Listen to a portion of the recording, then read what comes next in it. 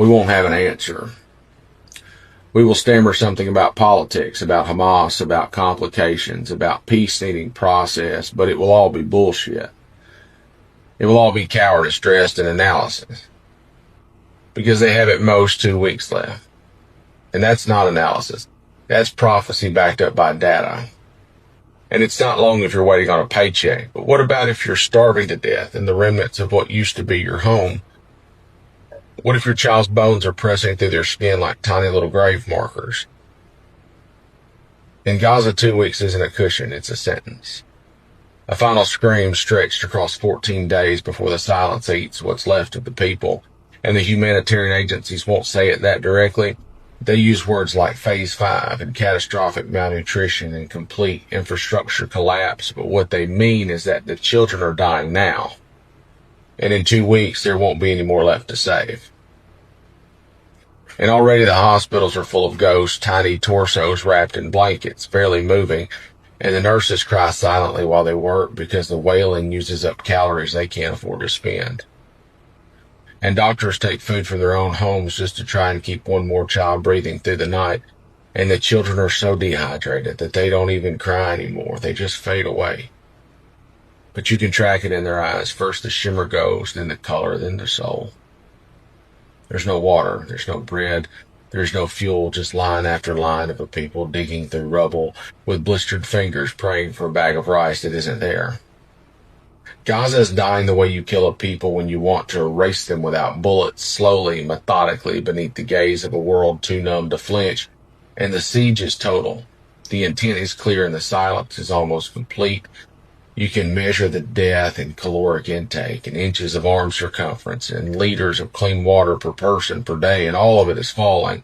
All of it is intentional. This isn't war.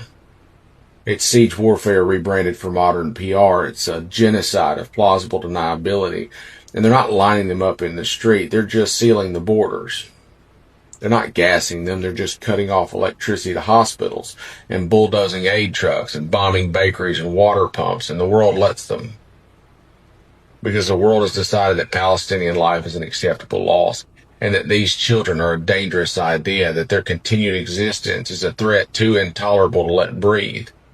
And in 2 weeks, Gaza will collapse into full famine. Not some, not part, all. The last functioning health centers are already dark. The generators are out of fuel. Mothers try to breastfeed when their own ribs are showing, and fathers give away the last bite of food that they'll ever hold. And the international community says words.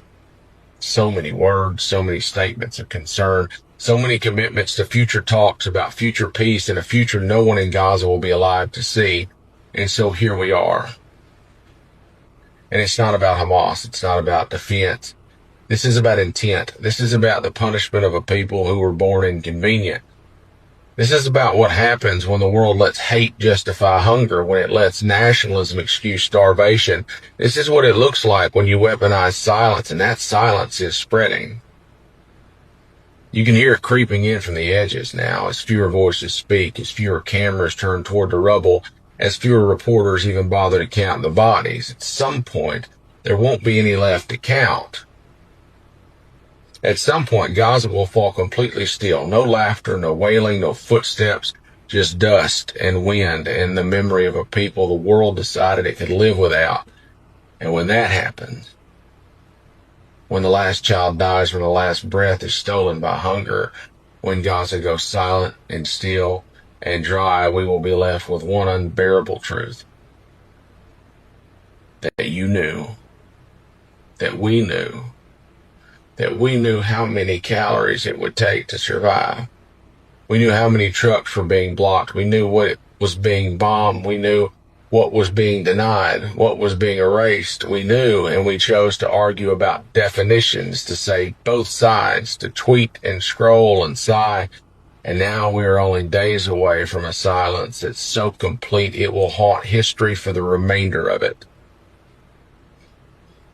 And there are no more excuses left. There are no more debates worth having. There are only two choices now: intervene or inherit the shame. So govern, goddammit, or admit that you are not fit to speak. Defiance till death.